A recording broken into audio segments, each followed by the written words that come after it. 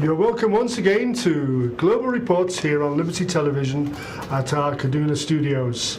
As normal, we follow the trending and interesting news from across the world, which you will fault the world this week, I'm sorry. Guests this week are Rashid Onyangi and Sani Garba. Our good friend Ferdinand the Conqueror, who was slated to be on the show today, went down with malaria just before the show, so we wish him, Ferdinand, have a speedy recovery. Welcome, gentlemen, to the studio. This week, Donald Trump agreed to meet with the controversial North Korean leader Kim Jong-un. Oh, no problem there. His father is Kim Jong-il. So he's Kim Jong. But before we go on to that, there's a breaking news which I think you saw in the news. That apparently Donald Trump has sacked, if that's the word. Removed, replaced his Secretary of State, Rex Tillerson, and replaced him by Mike Pompey, the head of the CIA.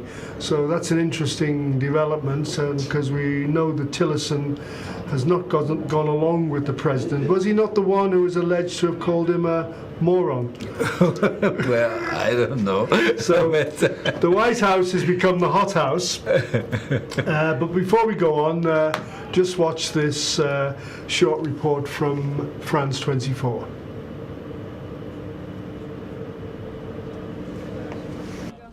South Korea's national security chief has come to the White House with an invitation from North Korea's Kim Jong-un. He expressed his eagerness to meet President Trump as soon as possible. North Korean leaders have invited sitting U.S. presidents before, but President Trump is the first to accept the offer. Kim Jong-un talked about denuclearization with the South Korean representatives, not just a freeze. Also, no missile testing by North Korea during this period of time. Great progress being made. The announced meeting could be a major breakthrough after years of tension.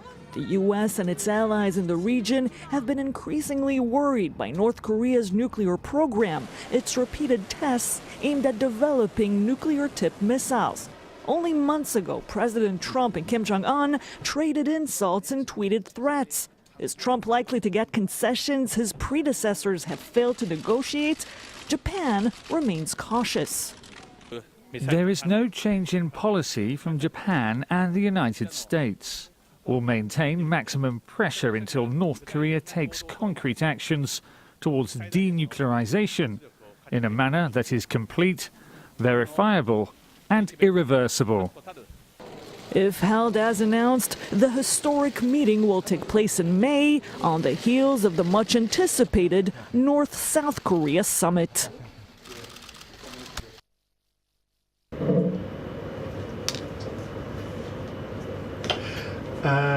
This is interesting news. Whether this meeting will take place as scheduled, I think it's due for May. The Secretary of State, now the former Secretary of State, Rex Tillerson, apparently did not want Donald Trump to have the meeting at too short a notice, because he felt that the president of North Korea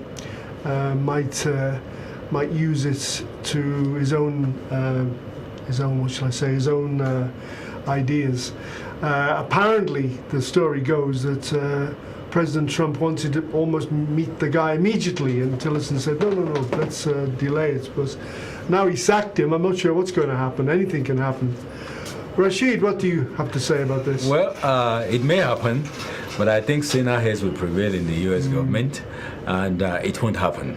Which sane heads? They've all been sacked. Sane heads, because it has not been... Any left? It has... well, whatever is left. The point is that there are two conflicting objectives here. The North Koreans have dealt with several American presidents, and the objective of the U.S. is not simply just denuclearization. It's also an attempt to open up the Korean Peninsula, especially North Korea. And as long as the Chinese influence remains on North Korea, it will not be easy, because I don't know what they are going to talk about, if they even are going to talk about anything. North Korea will continue to pursue its nuclear ambitions, will continue to pursue its missile upgrades, in order to get a ballistic missile that can probably reach the U.S. soil. And there really isn't anything the U.S. can do about it. It cannot threaten war like it did with Iran, because it has happened before, and it will be a mistake of monumental proportions, because you don't really want a war with North Korea. No matter how lowly you think of the country, it is well armed, and not well armed to face. I mean, we know what the outcome of a war between North Korea and the U.S. will be, but then the ramification for the entire sub-region, and particularly South Korea, we're very close to the border. It will devastate the Southeast Asian economy totally, and I don't think that is what even the American friends in Southeast Asia, like Japan, North Korea, China, Russia, I don't think that's what they want. So they just have to manage the situation. But I don't see that meeting actually happening. You don't think so? No, I don't think so. Okay. Really? Why?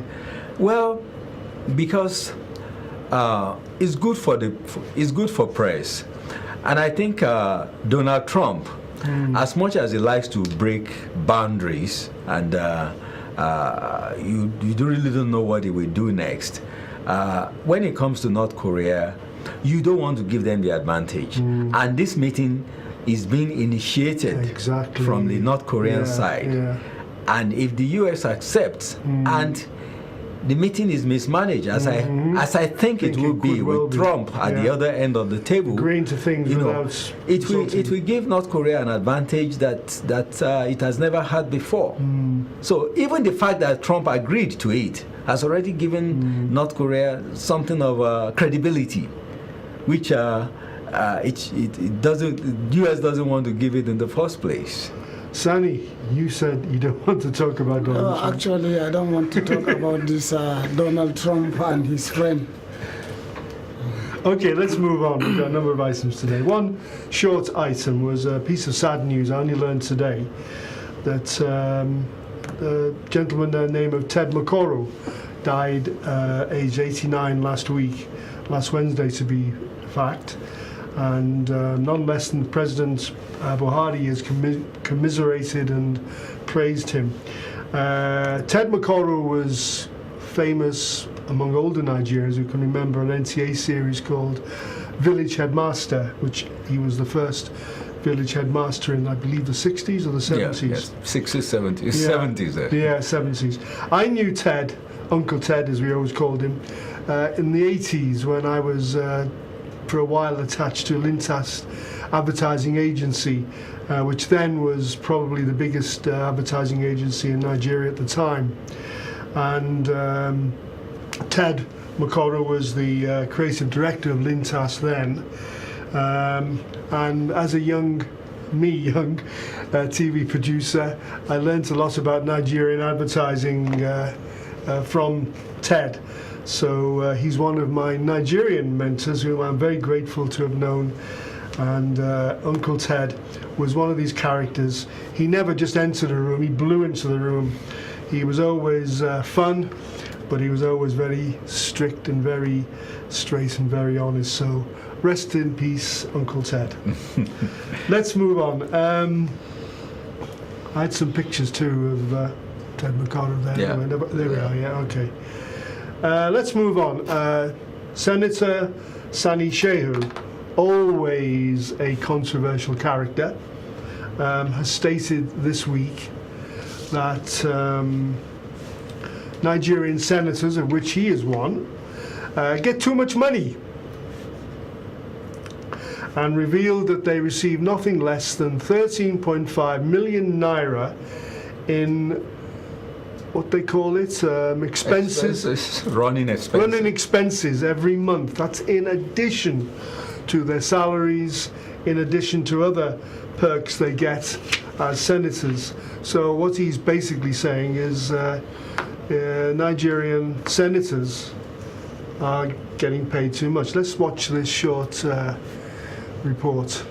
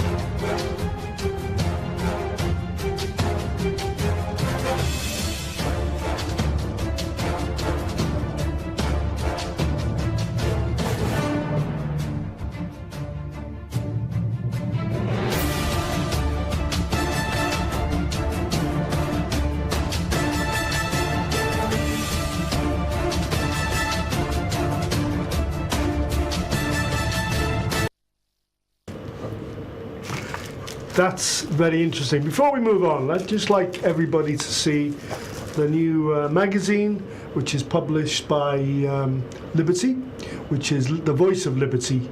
It's now available in Abuja, and I suppose it'll be available in from newspaper vendors in Kaduna and other places. So keep a lookout for that. This is last week's edition.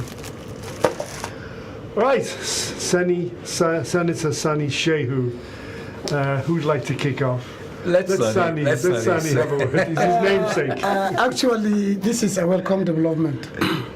And the senator have spoken out his mind. And for the first time in Nigeria, a lawmaker will come out boldly and expose these criminals, because I call them criminals.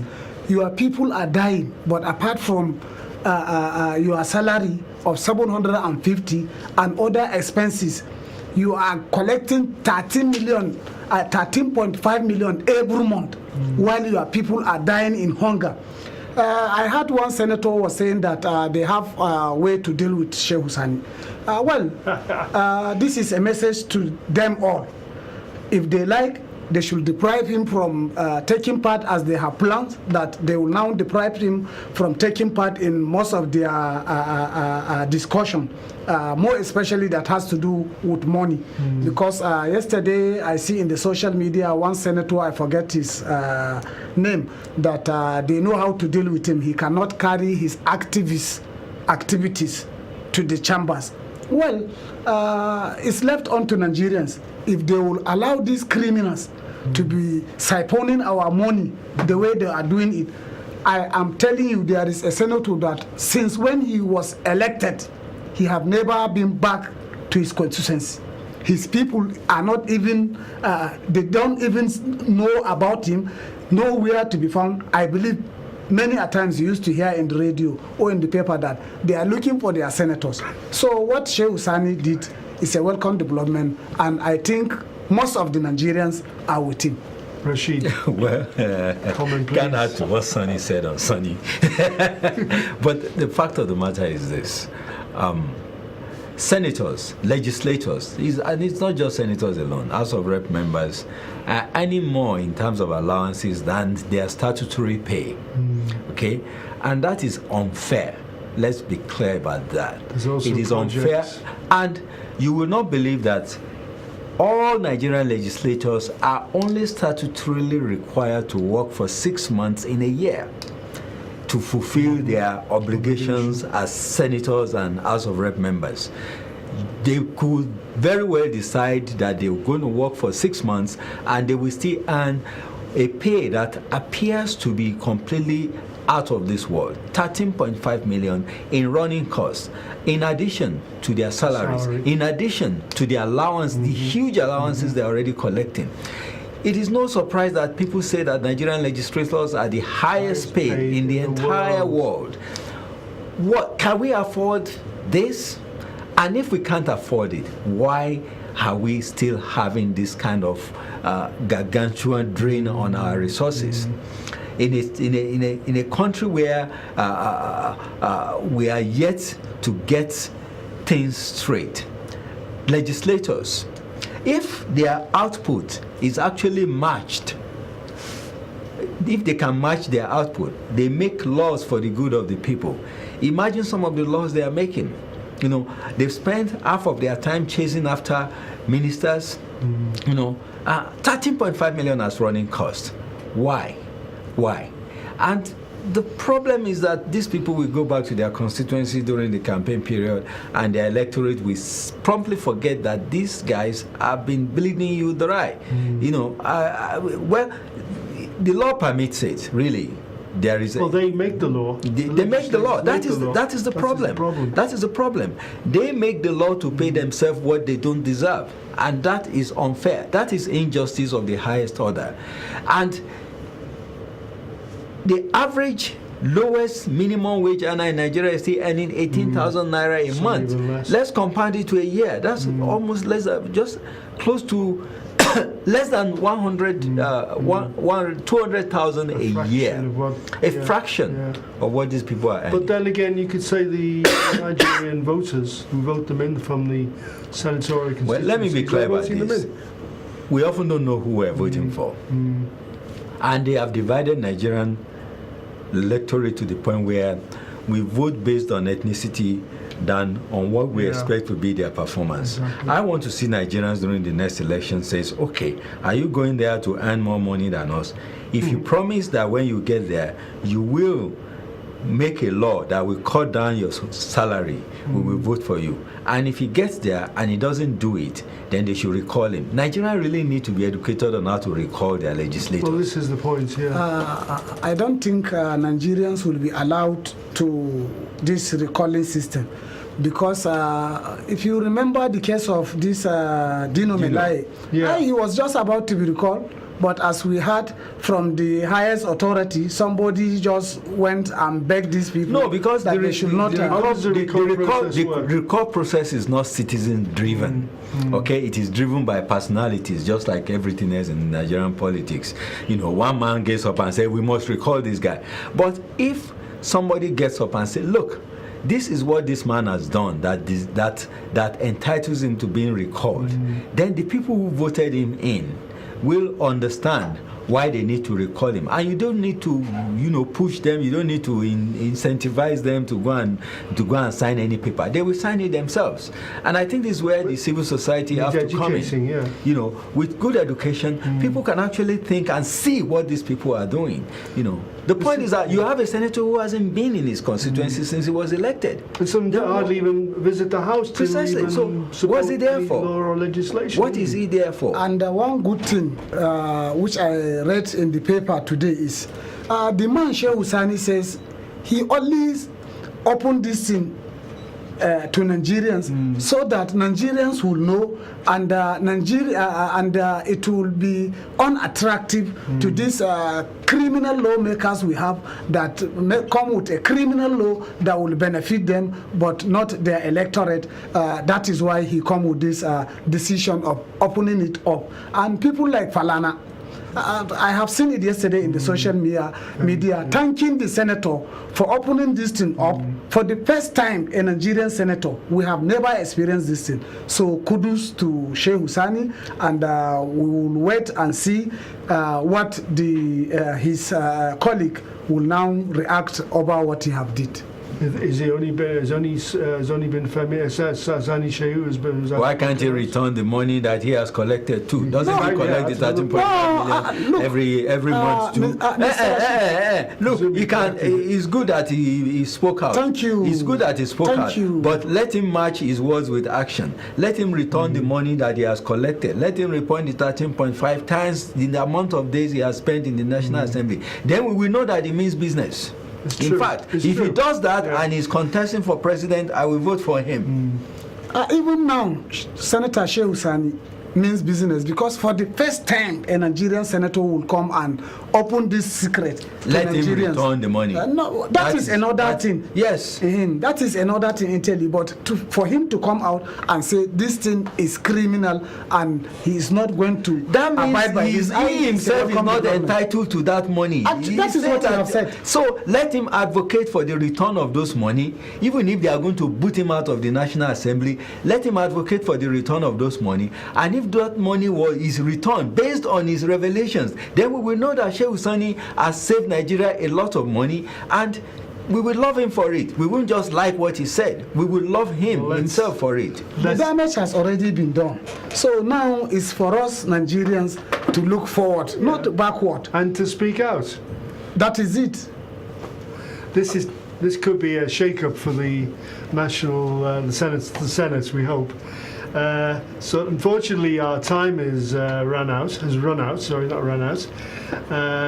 And for more global reports, please join us here in the studio next week, same time.